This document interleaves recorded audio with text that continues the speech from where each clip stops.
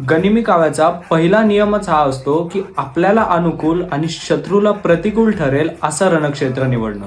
म्हणून या युद्धाची युद्धभूमी होती किल्ले प्रतापगड. आता तुम्हाला प्रश्न पडला असेल, प्रतापगड का? तर याची 3 कारणं होती. पहिलं म्हणजे प्रतापगडाला वेढा घालणं नामुमकिन होतं. जसं आपण पुढे बघणार आहोत की सिद्धी जोहरनी पन्हाळगडावर महाराजांना वेढा घातला, म्हणजे चारही बाजूने घेरलं.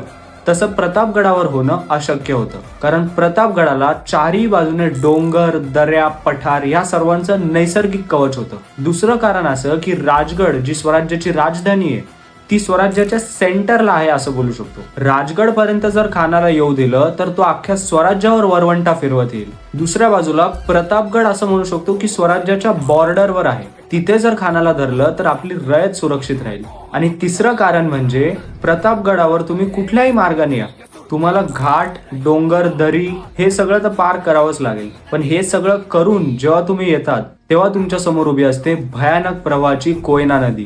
आणि कोयना नदी ओलांडायचं म्हणजे ते एक दुसरं कसरतीचं काम. असा सर्व विचार करून महाराजांनी स्वराज्याच्या उंबऱ्यावर कलियुगातला हिरण्यकश्यपू फाडायचं ठरवलं.